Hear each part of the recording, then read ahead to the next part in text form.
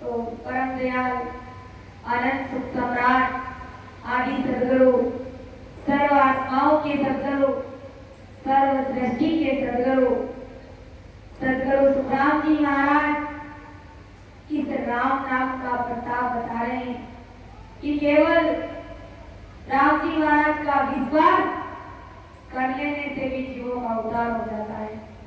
कि राम राम कहकर जिनका उद्धार हुआ है उन्होंने कभी कोई दूसरा साधन नहीं किया है।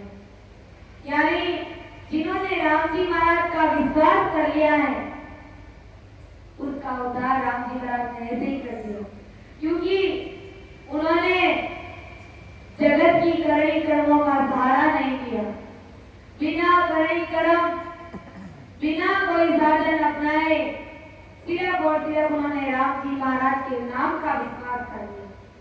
केवल नाम का विश्वास करने मात्र से भी राम जी महाराज की पूर्ण कृपा हो जाती है। कि राजा मैंने तो कब बोले राख्या कद तन साजी क्रिया हो।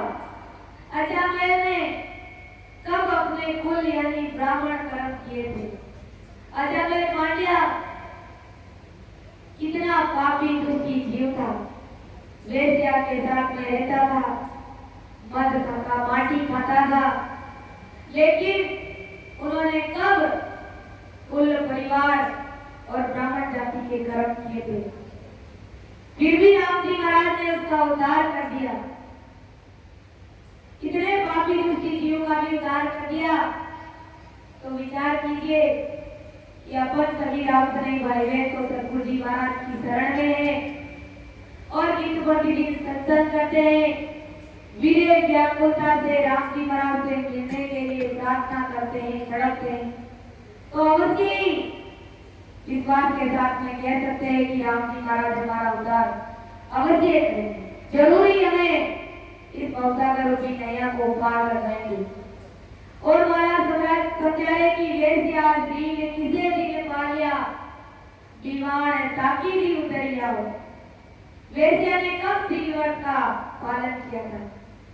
ऐसी वेश्या थी, उन्होंने कब श्रीव्रत का पालन किया? तो उसके लिए विमान पृथ्वी पर आ गया उसको लेने के लिए।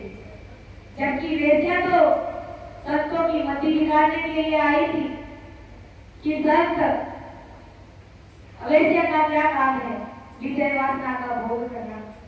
तो संत महात्मा भक्ति कर रहे थे, उनका नियम था कि 8 घंटे के लिए वो सदा समाधि में लीन हो जाते थे।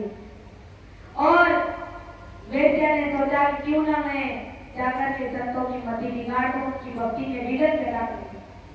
जाकर के बन चल करके वो तैयार होकर के संतों के सामने बैठ गई और संतों को पता चल गया कि ये वेश्या मेरी भक्ति बिगाड़ने के लिए आई है। तो संतों ने अपनी आंखें बंद कर ली और अंदर में परमात्मा का ध्यान लगा दिया। उनका नियम था कि 8 घंटे बाद वो सदा समाधि से उठते थे। अब उन्होंने देखा कि 8 घंटे पूर्ण होने को आए, लेकिन ये वेश्या तो सामने ही बैठी है, ये तो उठने का नाम ही नहीं ले रही। संतों को भी उपाय अच्छा ही सूझा। उन्होंने फिर से दोबारा 8 घंटे अपना ध्यान परमात्मा में लगा दिया। फिर जब 8 घंटे पूरे हुए, देखा कि वेश्या अभी तक सामने ही बैठी है। तो संतों ने भी वापस 8 घंटे के लिए अपना ध्यान और लगा दिया। इतना करते करते वेश्या थक गई, हार गई कि संत महात्मा तो आंख भी नहीं खोलते हैं, मैं क्या काम करने के लिए आई। उस काम से उसको बचावा हुआ और वो संतों के चरणों में गिर करके रोने लगी, अरदास करने लगी कि हो राम जी महाराज, अब आप मेरा भी उद्धार कीजिए, क्योंकि मैं तो आपकी भक्ति बिगाड़ने के लिए आई थी, आपकी भक्ति में विघ्न पैदा करने के लिए आई थी, लेकिन अब आप मुझे अपनी शरण में ले लीजिए और मेरा उद्धार कर दीजिए। तो बताइए, विचार कीजिए कि इस वेश्या ने कब श्रीव्रत धारण किया था, लेकिन वो भी भक्ति में लगने के कारण उनके लिए विमान उतरकर पृथ्वी पर आया था।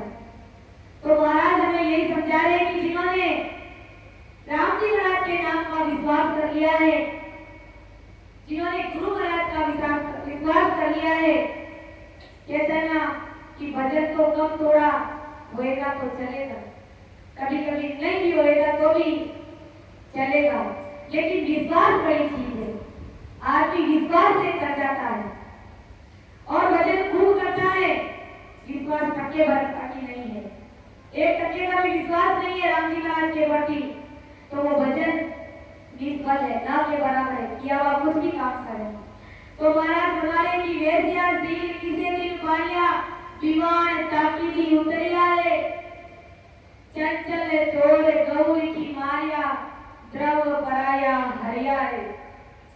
यानी चंचल चोर ने रीत और गायों की हत्या की थी और दूसरों का धन लूटा था, वो वाल्मीकि ऋषि थे। हाँ, तो चंचल चोर ने रीत और गायों की हत्या की और दूसरों का धन लूटा, और चोरों के सिर काटने पर उनके मुख से राम राम राम निकल गए, यानी राम नाम का उच्चारण हो गया। वो तो कहते थे कि मुझे चोर यानी मुझे तो राम नाम आता ही नहीं, मुझे तो सिर्फ मारो मारो ही आता है, लेकिन संतों ने कहा कि तुम तो मारो मारो ही कर, मारो मारो करते उसको राम नाम आ गया, तो उसका भी राम जी महाराज ने उद्धार कर दिया। ऐसे ही महाराज फरमाने की घाटम को तो बाहर पहुंची, घोड़े का रंग भिड़िया है। घाटमदास जी मीना जात के थे, राजा के सिपाही पकड़ने के लिए उनको गए थे, तब चोरी किए हुए घोड़े का रंग ही बदल गया था। घाटमदास जी चोरी करते थे, उनके पिता ने कहा कि तुम चोरी करना, सब कुछ करना, लेकिन तुम चोरी करना मत छोड़ना, और सत्संग तुम कभी मत सुनना।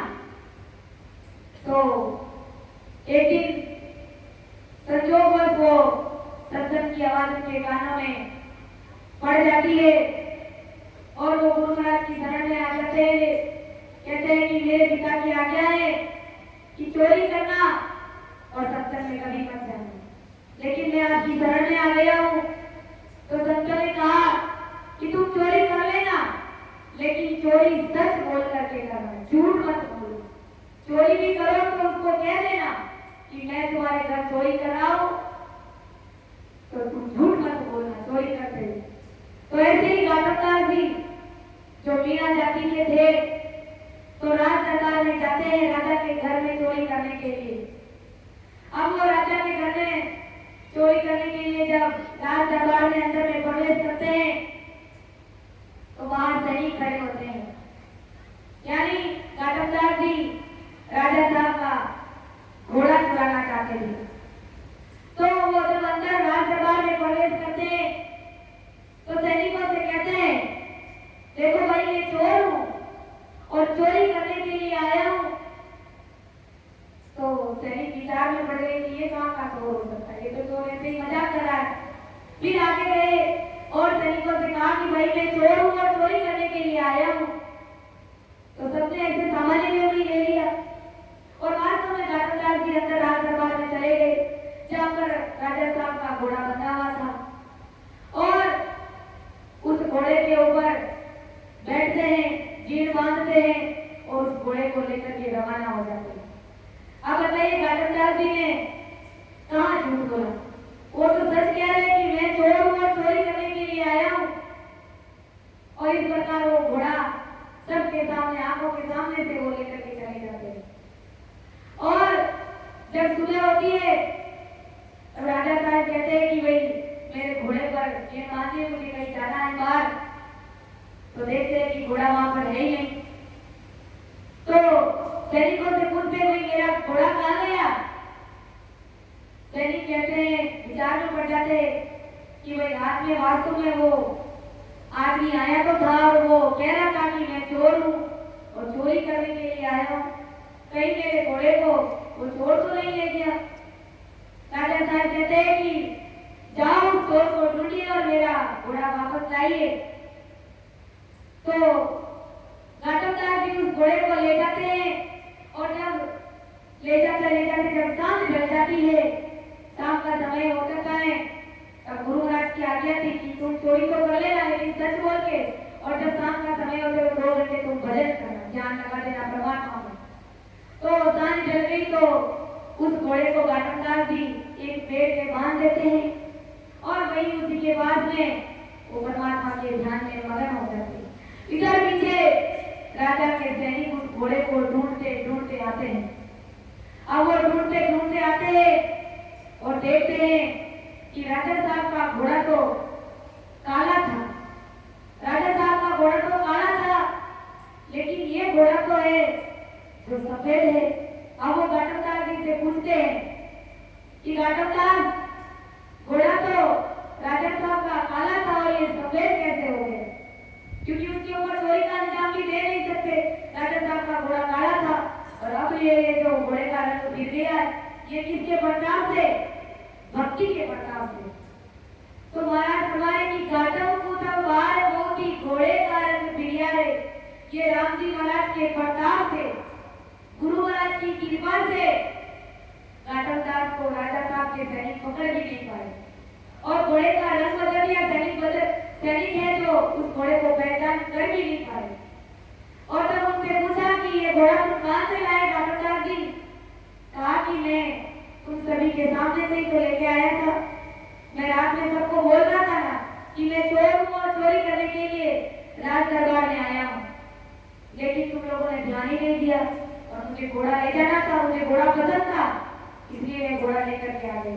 लेकिन अब मेरे गुरु महाराज की कृपा से इस घोड़े का रंग बदल गया है। तो कहते हैं कि वहीं पर राजा साहब कहते हैं कि वो घोड़ा उन घाटमदास को ही भेंट कर देते हैं। तो ये गुरु महाराज की कृपा, ये गुरु महाराज का पराक्रम है कि जब इस प्रकार से गुरु महाराज पर विश्वास कर लेते हैं, इस भक्ति पर विश्वास कर लेते हैं, राम जी महाराज के नाम पर विश्वास कर लेते हैं, तो राम जी महाराज संसार का भी काम कर देते हैं और ऐसे ही उस जीव का उद्धार कर देते हैं। ऐसे ही महाराज फरमाए कि लोटे धर्म दया पद पाली, पकड़े प्रभु बस करिया। लोटे नाम का एक भील था, उन्होंने कब धर्म और दया का पालन किया, उसने राम जी को पकड़ करके वश में कर लिया। यानी कहते हैं कि एक मुनिराज जी वन में बैठ जाते हैं और वो कहते हैं कि मुझे राम जी महाराज से मिलना है, मुझे पूरा पक्का मालूम नहीं है, लेकिन कहते हैं कि वो ढूंढ करके बैठ जाते हैं और कहते हैं कि मुझे राम जी महाराज से मिलना है। उतने में लोटे भील वहां आ जाता है तो उनको पूछते हैं कि तुम इस प्रकार के मौन धारण करके क्यों बैठ गए हो जंगल में? क्या तुम्हारी पत्नी गुम हो गई या तुम्हारी बकरी कहीं गुम गई? मुझे बताओ, मैं अभी ढूंढ करके लेकर के आ जाऊंगा। लोटे भील उस मुनि को कहता है। तो वो मुनि कहता है कि ना तो मेरी पत्नी रूठी है, ना ही मेरी कोई बकरी इधर उधर गई है। मुझे तो परमात्मा से मिलना है, मुझे राम जी से मिलना, मुझे चार, क्या कहते हैं उसको, के चार जो शिव जी है, पता नहीं क्या है, उनसे मुझे मिलना है, चार भुजाधारी से मुझे मिलना है। तो लोटे भील कहता है कि मैं अभी जंगल में से ढूंढ करके लेकर के आ जाऊंगा चार भुजाधारी को। और वास्तव में लोटा भील है जो चार भुजाधारी नाथ को ढूंढने के लिए, लाने के लिए चला जाता है और वो मुनि कॉल करता है कि सांझ ढलने से पहले पहले मेरे सामने उस चार भुजाधारी को खड़ा कर देना। लोटे भील ने कहा बिल्कुल कर दूंगा, मैं अभी मैं उनको पकड़ करके लेके आता हूँ। तो सांझ ढल जाती है और कहते हैं कि चार भुजाधारी को वो पकड़ करके बांध करके वो लोटे भील को लेकर के आ जाता है। तो इस प्रकार वो बांध करके लाता है और कहता है कि चाल चाल बेगो चाल, मेरा कॉल कितना चाहिए, यानी मैंने मुनि से कॉल किया है कि सांझ ढलने से पहले मैं चार भुजाधारी नाथ को लेकर के आ जाऊंगा। तो उन्हें राम जी को भी पकड़ करके बांध करके उनको अपने वश में कर लिया और मुनि के सामने जाकर के पेश कर दिया, क्योंकि उन्हें विश्वास था कि मैं राम जी महाराज को लेकर के आ जाऊंगा, मैं चार भुजाधारी नाथ को लेकर के आ जाऊंगा। तो विश्वास के साथ में चार भुजाधारी नाथ को प्रकट होना पड़ा और बंद करके आना पड़ा। इसी प्रकार महाराज हमारे की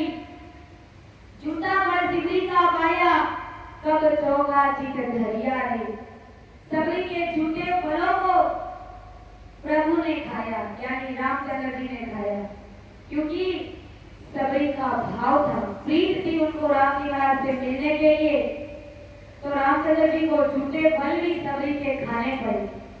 उन्होंने कब चौका लगाया, कब उन्होंने साफ सुथरा किया, उन्होंने तो झूठे बैठ थे वो भी रामचंद्र जी को खिला दिए और रामचंद्र जी को खाने थे, क्योंकि उसकी प्रीत थी, उसका भाव था रामचंद्र जी से मिलने का। तो कब उन्होंने चौका लगाया, कब उन्होंने साफ सफाई करी थी। यही बात महाराज समझा रहे कि जलती अगन में बिनिया राख्या राम कुमारी सिरिया हो। सिरिया की कुमारी ने, सिरिया के कुमारी ने राम राम कहने पर न्यावड़े में से, जलती अग्नि में से बिल्ली के बच्चों को बचा लिया। यानी राम जी महाराज के नाम का उनको विश्वास था। तो उन्होंने राम जी महाराज से पुकार करी कि ये जो न्यावड़े में बच्चे हैं, इन बच्चों को आप बचा लेना, अगर इनको नहीं बचा पाए तो मेरे भी प्राण ले लेना। अब इतने विश्वास के साथ उन्होंने अरदास कर दी, तो वास्तव में न्यावड़े में वो बच्चे जीवित निकलते हैं। भगवंतान धन्य हो, धन्य हो। तो ये सब राम जी महाराज के विश्वास का पराक्रम है कि जो राम जी महाराज पर विश्वास कर लेता है उसका बेड़ा राम जी महाराज ऐसे ही पार कर देते। विश्वास बड़ी चीज है। भजन भक्ति कम कसर होगी तो चलेगा, लेकिन विश्वास में दृढ़ता में कमी नहीं होनी चाहिए। ऐसे ही महाराज फरमा रहे कि पीपा सेना सजने कसाई पदत अनेक क्रिया हो। ऐसे ही पीपा जी, सेना जी, सजन कसाई, इस प्रकार महाराज फरमा रहे कि अनेक ऐसे अधर्मों का उद्धार हो गया, अधर्मों का उद्धार हो गया। के सुनकर राम नाम है ऐसा करनी बिना उधरिया हो। महाराज फरमा रहे कि ये सब नाम का प्रताप है और नाम का विश्वास है, बिना करनी किए ही जीवों का उद्धार हो जाता है। यानी बिना करनी मतलब बिना जप तप करनी कर्म किए, केवल और केवल राम जी महाराज के नाम का अगर कोई विश्वास कर लेता है तो जीव का ऐसे ही उद्धार राम जी महाराज कर लेते हैं। जो सारे संसार के दृष्टांत राम जी महाराज ने अपने समक्ष रखे हैं। तो मैं अपनी वाणी को विराम दूंगी, समय हो गया है। समझाने में कहीं पर त्रुटि रही है तो मुझे अपनी विद्या समझ करके माफ करिएगा। सुनी जो मैं नील से हूँ, घाट बांधे जैसे होए, तुम्हारे बोल हारे हो क्या जानेगा कोई। परम दयाल अनंत सुख सम्राट आदि सद्गुरु, सर्वात्माओं के सद्गुरु, सर्वसृष्टि के सद्गुरु, सद्गुरु सुखराम जी महाराज ने धन्य हो, धन्य राम सभा में राम नाम